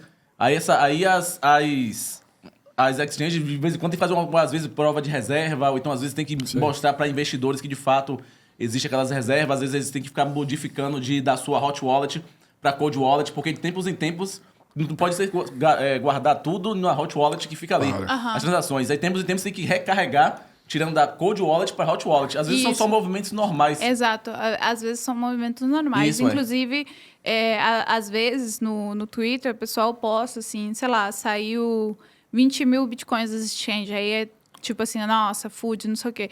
Mas às vezes é só o câmbio de wallet mesmo da exchange, entendeu? E isso a gente consegue acompanhar no Analyze On-Chain. Acaba até fazer uma análise de maneira um pouco porca, né? Porque tipo, não é só simplesmente você ali analisar, você tem que ver o contexto, na verdade, da análise. Porque então você tem uma massa de dados, você tem que saber como interpretar aqueles dados, né? E às vezes muitas pessoas, por isso que a análise on-chain acabou ficando tão estrita, até o próprio Willy Woo, o David Claymore, o Willy Woo, o pai da análise on-chain, que a Lorena sempre fala também no curso também. Esse cara explica que volume de dados você tem que saber, né? Claro. Como você extrai os dados. Aí a galera fica botando lá, porque tem um perfil chamado Wallet, ou... É como se fosse uma... É aquele guru lá. Tem um ao outro lá que fica postando de maneira assim. Sim. É como se fosse um Só robô, vai né? postando assim, Nossa, nossa, aí não sei o quê, entendeu? Só pra gerar view. Até falei pra Lorena pra fazer o curso dela da análise on-chain. Tem um Cauê Oliveira aqui da Block Trends e também ela até pra começar a educar as pessoas. Não é simplesmente olhar uma informação crua e sair por aí falando o FUD. Até porque, tipo assim, até em termos de investimentos pessoais, você saber qual é o momento do mercado e também para você não se desesperar, entender. Que aí vai ser bem legal. Aí eu tô até cobrando ela pra fazer o curso da análise on-chain ano que vem. Tem que vai fazer. ter, gente, vai ter. Tem que fazer. É muito bom, assim. E a coisa mais legal que eu aprendi, assim, na minha formação também, é que a análise on-chain não é só métricas. Na real, ele se divide em 3, né? Interessante. Que é a parte de métricas, que é o que a gente estava falando agora. Perfeito. E a parte de análise forense e compliance. Forense? Forense. Como assim? Que a blockchain do Bitcoin, ela é pública. Claro. Então, tu consegue rastrear transações. E aquela forense geralmente funciona, por exemplo, para quando tem algum hack, alguma coisa do tipo, tu consegue rastrear os fundos. Basicamente isso. Entendi. Pra você entender. Que é bem conhecido dos governos. Por exemplo, esses dias eu postei, acho que foi ontem que eu postei que a MTGOX movimentou 30 mil, quase 31 mil bitcoins, né? E aí, através da análise forense, eu consigo rastrear para ver se parou em alguma exchange ou não. E não foi, né? Eles estão só movimentando. Tá chegando toda hora a notificação para mim que eles estão fazendo o dust, né? Então, assim, são coisas que tu consegue acompanhar graças à análise on-chain. Você poderia também dizer pra gente, Lorena, quais são as áreas da análise on-chain? Já que você falou, a forense é só mais uma das. Então, são 3, né, que eu falei. Só que tu não pode ser especialista nos 3. Você tem que se focar em um. Porque cada um é um mundo, entendeu? Cada um mundo. Obviamente que tu, de forma geral, tu consegue saber né, um pouco de cada. Claro. Mas vamos supor assim, se tu quer levar para o lado profissional, eu quero ser analista on-chain, aí tu escolhe um deles e aí tu se profissionaliza nele. Porque nas métricas, tipo, quem é analista on-chain, e eu não cheguei ainda nesse ponto, você mesmo cria as tuas próprias métricas. Interessante. Você tem que programar lá e fazer tuas próprias métricas. O Cauê até tem uma dele mesmo. Isso, ele já sabe. Só que isso leva muito tempo. Claro. Até você entender os dados. Leva, tipo, mais de um ano de estudo ainda para você conseguir fazer isso. E aí tem a parte de compliance, que é assim, que é o seguinte... a gente tem o RIS Score, né? Por exemplo, as moedas que são consideradas 100% assim, que vai ser na hora bloqueado no exchange, se você mandar, são, por exemplo, bitcoins que vêm de mixers, né? Que são taxados como... E aí vai reduzindo. Então, assim, para que a gente utiliza isso? É basicamente também para associar com hacks e tudo mais, mas também, sei lá, na hora que você vai receber alguma transação, tu conseguir ver o RIS Score daquela transação. Perfeito. Daqueles fundos. Porque vai que tu recebeu uns bitcoins ali que depois você não consegue nem gastar ou coisa do tipo. Perfeito. Então, serve para isso também. Serve para isso também. E, assim, você tem alguma métrica dessas métricas que você é a sua preferida, que você hoje olha assim e fala, se isso aqui der ruim nessa métrica para tal coisa, eu tô fazendo alguma coisa. Ou não? Cara, então tem várias, assim, que eu acompanho no dia a dia, mas... Dá uma ideia pro público. Quando você olha para as métricas de análise on-chain, não é que hoje aconteceu algo e no dia seguinte já vai estar diferente. Claro. Ele demora um pouco para responder o mercado e tem várias métricas dependendo daquilo, por exemplo, de ciclo. Se a gente olhar o ciclo, assim, um intervalo muito maior de tempo, tem o MVRV, né? O radio lá, que é muito comum, não tem ninguém que não saiba no mercado, né? Que é basicamente ele mostra os topos e fundos de preço, né? Perfeito. E aí tu consegue fazer as melhores compras e as melhores vendas, né? Para quem realiza o Bitcoin, né? Perfeito. Então, é uma métrica que ele mostra muito bem, e esse sim mostra meio que em tempo real, né? Também te dá outras informações, né? Quando o momento de acordo ao valor do radio, você consegue interpretar ele como momentos, por exemplo, de realização de lucros dos investidores e tudo mais, né? Perfeito. Também te dá no lado micro. Mas se tu pegar em ciclos, essa métrica funciona muito bem para pegar os fundos e topos. Existem várias outras que tu consegue utilizar, mas essa é a mais comum e é a mais utilizada. A mais utilizada. Tem vários vídeos aí, né, na internet daquele índice né, de ganância, né? Que era o Greed Esse de Index. sentimento. Ele combina, acho que, isso. 4 métricas, que seria a volatilidade, depois Preço, provavelmente, né? Valor, provavelmente. não sei se market cap ou volume, Tá. mas ele combina 4 elementos para medir isso, né? E uma outra famosa é o Maier múltiplo. O Maier pessoal múltiplo. também fala muito dessa métrica. Isso, e eu tal.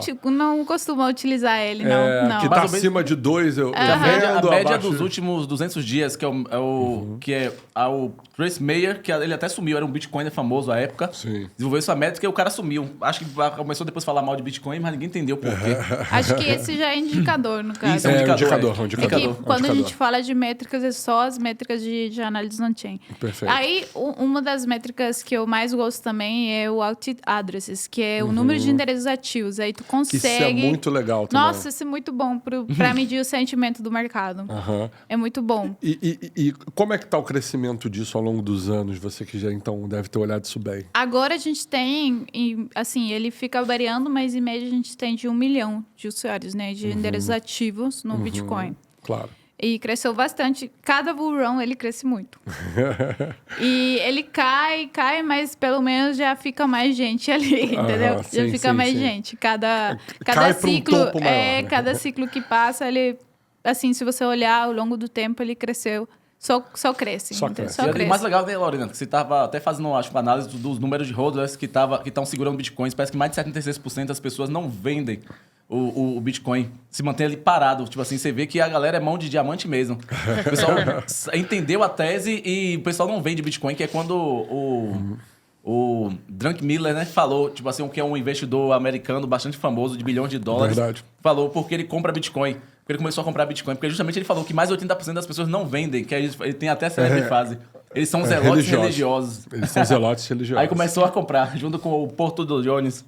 Legal Agora, demais. Vamos Legal. aproveitar que a gente tá em all-time high. Deixa eu perguntar uma coisa pra vocês. Boa. A gente tá subindo muito todos os dias. Ela tá super feliz, gente. É a primeira vez que ela tá vendo isso. A Mari tá super Bateu feliz. 90 mil Tá dólares. 89 mil agora. O que vocês acham, né? Qual o valor vocês acham que as pessoas vão começar a liquidar a posição? Porque as pessoas mão de diamante não vão, né? Mas e outras pessoas que compram Bitcoin, mas que começam a sair aí? Porque eu já vi um pessoal que saiu com 70 mil. E eu Triste. falei, coitados, já estão vendo tem, sei lá, menos de uma semana. Então, vocês acham que tem um valor assim que ninguém acredita que vai bater, por exemplo? Quanto você acha que vai chegar esse ano, Lorena?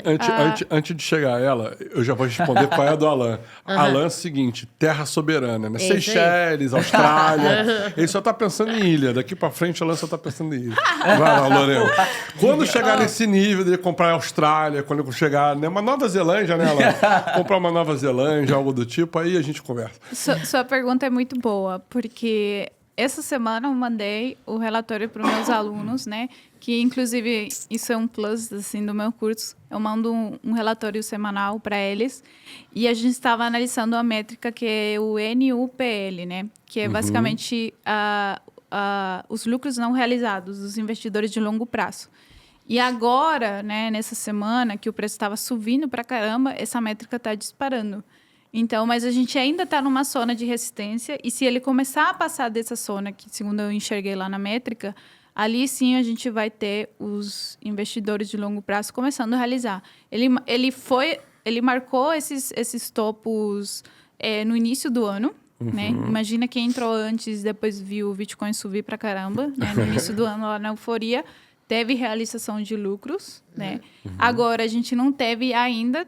Obviamente, eu tenho que atualizar a métrica, né? Claro. Vou ter que ver. Mas até segunda-feira ele estava só subindo, mas estava ainda, tipo, por baixo de uma linha de resistência, né? Então, sim, tem os investidores realizando os lucros, mas eu acho que, com o momento atual, a maioria ainda acredita que o preço vai subir muito mais. Perfeito. E agora, indo para um outro assunto que, para mim, assim, foi muito surpreendente. Que história é essa de El Salvador, Beach? Me fala um pouco disso aí. Como é que tu chegou nisso? Me explica isso, fala isso. Então, eu tô com o pessoal da Bitcoin Beach, que você... Então, El Salvador, né, para quem não sabe, é um país que ele legalizou, né, Ele adquiriu, ele tornou o Bitcoin como moeda de curso legal lá no dia 7 de setembro de 2021. E justamente foi esse grupo ali da Bitcoin Beach que começou a impulsar isso no El Salvador, né? Ah, legal. E no início do ano, né, eu vi lá um post de o Roman, que é um dos membros, assim, falando que ele precisava colaboradores, de educadores da área, né, para ajudar em projetos. E aí eu mandei mensagem para ele, e ele me ligou e aí foi. Eu fiquei assim com ele, eu comecei a trabalhar, ajudar nos projetos educativos, inclusive quase que eu fui para El Salvador morar lá. Morar mesmo, de vez? Quase que eu fui. Você está morando no Brasil, né, por falar nisso? Ou em Não, Cidade do Leste? continuo no Paraguai. Continuo no Paraguai. Quase que eu fui morar lá este ano. Aí, por coisas da vida, assim, eu não fui, foi passando o tempo. Mas eu vou em janeiro lá. A gente vai ter nossa primeira conferência em espanhol, 100% em espanhol. Uau, porque lá legal. sempre é tudo em inglês, né? Sim, é verdade.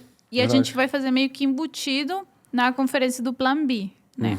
Que esse Ótimo. sim vai ser em inglês Claro. e tudo mais. Famoso.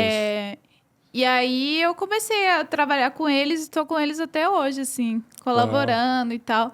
E assim, minha maior expectativa é eu ir para lá e ver como que é. Como né? é na prática? Porque o Bitcoin Beach, ele fica em El Sonte, né? Tipo, na praia ali de El Salvador.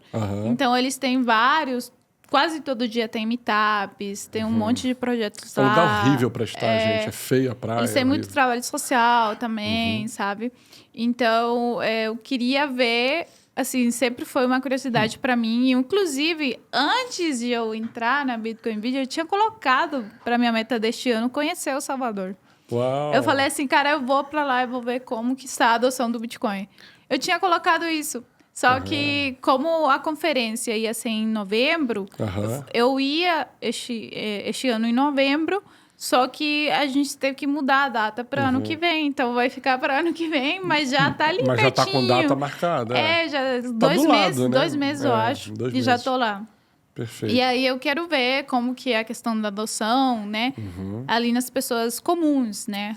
Exato. Né? Que não é como nós, né? Bitcoin maximalista. E também queria indagar um pouco sobre o presidente, o que eles acham e tudo mais. né? Seria uma oportunidade incrível, né? Falar com o Bukele. Sim. E aí é isso, estou colaborando com eles, inclusive desde que entrei na Bitcoin Beach, meu inglês melhorou muito. Melhorou muito. Uma vez eu tive que fazer entrevistas em inglês, que a gente lançou um Grants, né? Sim. Que era um prêmio para economias circulares ao redor do mundo. Perfeito. E aí eu tinha que entrevistar o pessoal e tal, né? Entender um pouco mais sobre o projeto deles. E eu fui forçada a falar inglês. Eu já queria aprender, não era fluente, não sou fluente assim em inglês, mas me ajudou bastante, sim. Eu fui forçada basicamente. Mas teve um que tinha uma menina que entrava comigo na reunião que ela é nativa, né? Ela é do Canadá, eu acho. E teve um cara que eu acho que era da Índia, de algum lugar da Índia. Cara, nem ela entendeu o que ele falou. Então pronto. Cara, nunca ouvi um sotaque tão difícil na minha vida. É difícil mesmo, demais. Eu, tava assim, concentrada e não conseguia entender porque nada. é britânico, mas é britânico ainda com Não bastante sei sotaque. nem o que era. É difícil de pegar. Cara, pra mas não caramba. era aquele... Quando a gente ouve um indiano falando inglês, até dá pra entender. Mas esse era de uma região que não sei de onde que era. Mas não dava pra entender nada. E aí, quando acabou a reunião, eu falei pra menina, você entendeu alguma coisa? E ela falou, mais ou menos, foi difícil. E aí eu, nossa, se pra você tava difícil, imagina pra mim. Não, mas é interessante porque você, então, tá indo para se tornar, né, poliglota fluente em 4 idiomas. 4 idiomas já, quase. Porque, não sei se vocês sabem, gente, mas todo mundo que é lá do Paraguai fala, né, Guarani, né, fluente além, né, do espanhol. Né, e Guarani é uma língua, gente, muito diferente de tudo que você já ouviu falar na vida. É um negócio completamente diferente. Eu vou pedir depois para ela fazer um recadinho final, né, em Guarani também. Mas é uma língua muito diferente de todas as línguas que você já ouviu falar. Assim, é muito diferente mesmo. Sim. E assim, né, Lorena, estamos indo aqui mais ou menos, né, pro final. Eu no final peço algumas coisas para quem vem aqui senta aí. Uma delas é que fale sobre uma frase do mundo Bitcoin que o Satoshi Nakamoto deixou um livro, né, secreto, que é o Evangelho, né, de Satoshi, que um dia a gente vai, né, publicar, que é um livro de todo mundo que senta aí. Quais são as frases do mercado, a sua frase, a frase da Lorena, que vai estar nesse livro, que são frases para as pessoas enxergar o mercado, né, de criptomoedas, de Bitcoin, como a gente é, né, maximalista, mas que são práticas boas, né, do mercado, para escapar dessas práticas complexas que o mercado às vezes tem, de eu vou botar um endereço, né, de carteira, você me envia, eu dobro, eu envio o dobro pra você. Coisas desse tipo, mineração na nuvem, né, Lorena? E coisas desse tipo. Que frase a Lorena acha que deveria ter nesse livro? Que eu falaria no caso, né? Sim.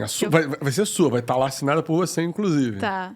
Só tenha bitcoins privados. Não passe por exchange. Nunca. Não tenha bitcoins.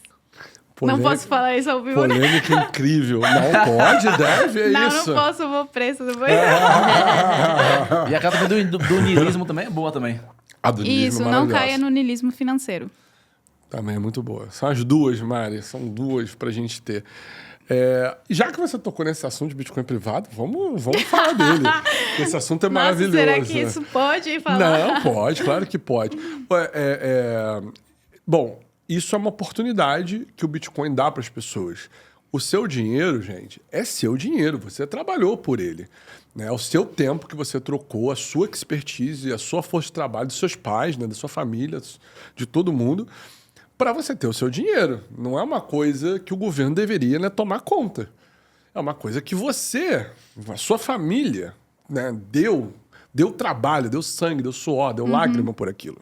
Então, é nada mais justo do que você fazer o que você quiser com o seu dinheiro. Não é uma outra pessoa que tem que controlar ele. E o Bitcoin te oferece isso. Isso. É isso que você está falando, na verdade. Não é uma questão, eu vou fazer algo nem legal. Não, é o teu dinheiro, aquilo que você construiu, que você está guardando de forma privada. É sobre isso mesmo, a ideia? É basicamente sobre isso, porque muitas pessoas me perguntam, né? Acho que o Renato fala sobre isso. Tem uma parte de Bitcoin declarados. Eu discordo disso. Porque eu acho que também o que contribui para o meu pensamento disso, por isso que eu não sei se isso é um assunto polêmico de eu falar aqui. Não, mas acho que não. Mas que eu nasci e cresci no Paraguai, e lá a mentalidade é um pouco mais diferente muito mais diferente com relação a isso, entendeu? Que nem eu falei lá no início. A gente sabe que o governo tá roubando, mas deixa eu tranquilo aqui, entendeu? Deixa o meu dinheiro comigo. Fica ali você roubando, mas deixa eu em paz aqui, tá tudo certo, entendeu? Então, eu entendo os motivos, né, que o Renato fala, mas eu sempre falo, cara, se tu conseguir a maior parte, pelo menos, tenha ele 100% privado. Porque, afinal, o Satoshi, ele nos deu... a gente não sabe se uma pessoa, um grupo de pessoas, né, mas... nos deu essa oportunidade de a gente gerir e ter o nosso próprio dinheiro, de ser responsável por si mesmo. Eu acho que tem um pouco de estoicismo no Bitcoin. Uma das razões pelas quais eu entendi na hora o Bitcoin foi justamente que fez sentido para mim, porque eu estudei em 2020 um pouco de estoicismo também. Perfeito. Então eu entendi, seja responsável por você mesmo. Então o Bitcoin ele traz essa questão de autorresponsabilidade. De fato, não tem nenhuma empresa, se você perder amanhã os bitcoins, que você vai conseguir reclamar. E tá tudo bem, entendeu? Fato, né? Não deveria ter, né? Mesmo. Não deveria ter. E, tipo assim, acho que as pessoas meio que tentam se refugiar naquilo, né? Deixar em exchange, porque talvez se eles perderem ou alguma coisa assim, eles conseguem recorrer a essas empresas, né? Mas o que eu interpretei que o Satoshi deixou pra gente é ter um dinheiro nosso, privado, né? E que a gente mesmo consiga controlar. E ser autorresponsável, obviamente. Acho que esse recado é um recado final muito bom. Mas eu quero que você deixe também um recado final seu, né? Para todo o nosso público. Deixe suas redes sociais. Deixe suas redes sociais. Antes, na verdade, de você responder isso, eu quero te perguntar. Até para incentivar as mulheres que assistem ao canal, até para incentivar as minhas alunas que também assistem ao canal. Porque como elas veem um universo muito masculino, é muito natural a mulher ter medo desse universo, porque homem e mulher, é a dinâmica, né? Eu tenho medo de estar num lugar que só tem homem, por causa de agressão, coisas do tipo. Você sentiu isso da comunidade, né, Bitcoiner? Você sentiu que, enfim, tem esse público dentro da comunidade? Você se sentiu bem acolhida? Fala um pouco dessa experiência até para as pessoas saberem. Então, basicamente, todo o processo que eu tive por causa da minha profissão, eu só tinha, mais ou menos assim, meu grupo sempre foi muito homem, entendeu? No trabalho, eu sempre fui a única mulher. Na aula, assim, na aula, quando eu estudava, tava, tipo, 2, 3 mulheres no máximo, aí, tipo, era 40 homens, entendeu? E no mercado financeiro não é diferente. No mercado financeiro, maiormente, é homem. E até porque o homem tem que ser responsável pelo dinheiro da família, certo? Claro. Então, é bem comum realmente ver mulheres. Então, quando eu cheguei no Bitcoin, foi um pouco fácil de me adaptar na comunidade, que era tudo homem, porque eu já estava acostumada naquilo. A ver isso. Já estava acostumada, já tinha algumas mulheres. Inclusive, hoje em dia, eu tenho 3 alunas já no meu curso. Uau, legal. As mulheres estão crescendo. Legal isso. Quando estava lá em São Paulo, a gente teve um workshop lá só para mulheres, né? Satoshis, né? A Satoshis foi. E aí eu palestrei lá, né, para as mulheres, e tudo que eu falava, assim, para elas, sim, fazia sentido, porque a gente é mulher, então meio que somos mais conservadoras, né? É verdade. Sei lá, acumular Bitcoin, fazer um DCA, faz muito sentido pra gente, e para um homem às vezes não faz, né? O cara quer arriscar um pouco mais, Claro. né? Tomar mais risco e tudo mais. Então, eu vejo que, por exemplo, desde que eu comecei para cá, muitas mulheres começaram a se interessar em Bitcoin. Perfeito, exato. Porque elas veem uma referência. Elas veem uma referência. E, É assim, eu estou, assim, super feliz, né? Que já tenho 3 alunas, né? Mulheres e tal. E espero que cresçam ainda mais as mulheres. Perfeito. Nós esperamos que esse episódio faça com que outras mulheres que estão sentadas aí do outro lado vejam isso com né, bons olhos. E a maior parte, né, dos bitcoinheiros são super, né, cavalheiros, respeitosos, elegantes. Então, seja muito bem-vinda você que está por aí querendo saber um pouco mais desse mercado. E aí, aproveita, deixa o seu recado final. Deixa agora as suas redes sociais para que essas mulheres também entrem em contato com você. Tá bom. O meu recado final é basicamente, se tu ouviu falar sobre Bitcoin e tem interesse, estude primeiro. Estude, leia livros, acompanhe o Renato Alan, me acompanhe, e tem outros canais muito bons no Brasil, bitcoinheiros também, que foram... Muito bom. Assim, é um canal incrível, assim, na parte técnica. Tem vários bitcoiners ali produzindo conteúdo, porque nossa missão justamente é educar. Para quê? Para que as pessoas não caiam na falácia, né? De ganâncias rápidas, de fazer crescer rápido o dinheiro. Isso não existe, né? Não existe almoço grátis. Então, a chave de tudo, o caminho de tudo é o estudo. Então, estude. Muito bom. Redes sociais, não esqueça. Minhas redes sociais. No Instagram, eu tô como G Almada Lorena. No Twitter, eu tô como Lorena Almada G. E eu tenho meu canal do YouTube, que é Lorena Almada. Tá perfeito. Vamos deixar todas as redes sociais aqui dentro na descrição desse vídeo para que você entre em contato com ela. E aí deixa algum recado final, né, em Guarani para as pessoas. Não, eu tenho... Gente, Tá com saudade, né, Felipe? vocês têm que ouvir na Guarani. Então, por favor. É jogar Bitcoin. Compre Bitcoin. É isso, é o melhor recado final possível. E o meu, né, co-host Alan aqui do lado, pô, no meu parceiro. Hoje eu nem esperava sócio. fazer co-host, né? Exato. Acho que eu tô... E aí, fui bem ou como é que foi? Foi maravilhoso. Foram muito bem, foram muito bem. Eu tenho que perguntar pra Precisamos Mari se fazer eu mais fui vezes. bem. Precisamos fazer mais vezes. Foi bem, foi Precisamos. cavaleiro, Vamos foi ir. cavaleiro. Faremos mais. Deixa também no seu recado final, fala de novo sobre Educa Real aí pra todo sim. mundo. E é isso. Vai lá. Manda ver contigo. Bem simples o recado, continuem comprando Bitcoin, porque ele não é feito para te deixar rico, né? Porque o Bitcoin ele é como se fosse te deixar... É como se você estivesse ganhando na loteria aos poucos. Que da mesma forma que o Bitcoin você consegue ter o bônus, né? Tem a questão do ônus também, que é a questão da alta responsabilidade. Se você não... Todas as pessoas que tiveram acesso a Bitcoin logo de primeira cara acabaram perdendo. Principalmente isso, 2015, 16, 17. E agora você tem pessoas como a própria Lorena, o Felipe, a galera aqui do Criptoverso, que está sempre indicando a parte da autocustódia. Comecem a estudar, porque a partir do momento que você delega os seus Bitcoin para as plataformas de exchanges, claro que isso não seja puramente errado, até porque eles são só mais um facilitador. É uma porta de entrada. Né? Uma porta de entrada. E também tem os P2Ps também, que fazem um trabalho super importante, que inclusive eu e o Felipe somos anjos investidores lá no ThePix, para ajudar justamente os P2Ps a terem um mecanismo bem melhor de você conseguir fazer com que outras pessoas comprem Bitcoin. E aquilo, autocustódia sempre. Porque se você perder suas chaves, já era, game over. Agora, se você deixar as chaves na mão das exchanges, não é seus Bitcoins, né? Que nem o dinheiro no banco.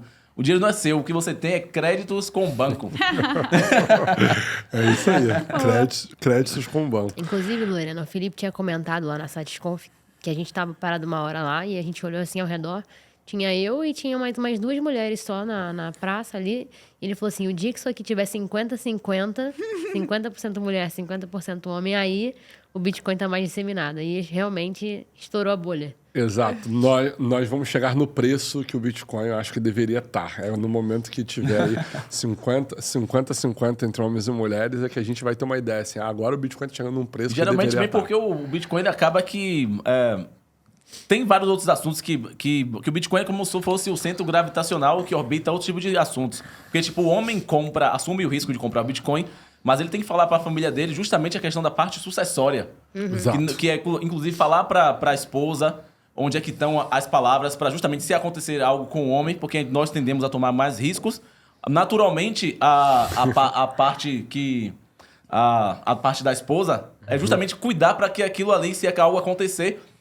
porque o Bitcoin ele é uma riqueza geracional. Exatamente. Porque a riqueza das famílias serão contabilizadas daqui a uns anos a partir do momento que eles começarem a comprar Bitcoin. Então acaba meio que vindo uma coisa mais familiar. Por isso que o seu 50% faz sentido justamente porque não adianta só o cara comprar Bitcoin e ser, um exemplo, um solteirão para sempre. Porque se ele morrer ali já era, ele vai deixar de doação para a comunidade. Mas se ele deixar para a família, ensinar os filhos, quanto mais que a partir disso também começa a se tornar famílias fortes. Claro.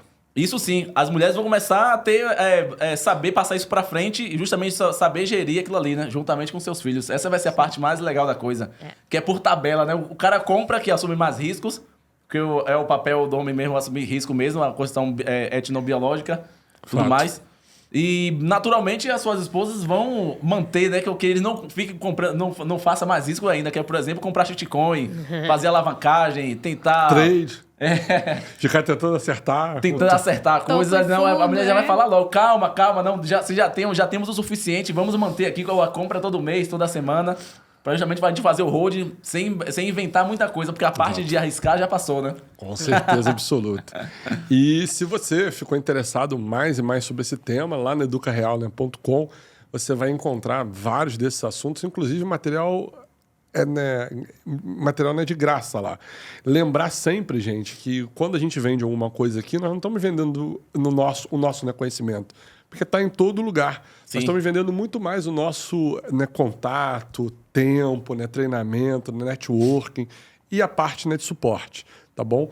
E deixa o seu recadinho aí, se você chegou até aqui no vídeo, deixa o seu like, compartilha com seus amigos, nos grupos, ativa o sininho de notificações. A Mari tá aqui, gente, fazendo assim para mim, para eu lembrar, para você não perder nenhum vídeo aqui do Criptoverso. Tem vídeo todos os dias no canal. E a coisa tá crescendo, viu? E a coisa tá crescendo. E deixe os seus comentários para que a nossa amiga Lorena aqui possa voltar, inclusive, aqui no Rio de Janeiro, para ver o Rio e para vir. Inclusive, você vai ainda ser uma das nossas colaboradoras também. É verdade. No conteúdo, que a gente ano que vem vai tentar dar um boost aí, dar um boom nesse... Vamos dar um boom no Criptoverso, quer expandir justamente para outras áreas. Que o Felipe e a Mari são meus sócios, nós somos todos sócios. Estamos vendo uma série de coisas para fazer ano que vem, né? Exatamente. Vai ser bem legal, né, Mari? Com certeza. Ano que vem promete. Isso aqui foi só o aperitivo. Esse podcast... Foi o beta. Foi o beta. Foi ótimo, foi o beta. Mas já tá bem, consolidado o beta pra gente ir pro alfa. Isso, isso. Tá bom? Bem. Gente, Lorena, valeu, obrigado. Valeu, Lorena, mais uma vez. Muito obrigada. Obrigada a todos também que ouviram até o final, né? Um abraço a todos os Texats. Beijo pra todo mundo. Valeu. Valeu. Valeu. Brava, Lorena. Tchau, tchau. Tchau, tchau.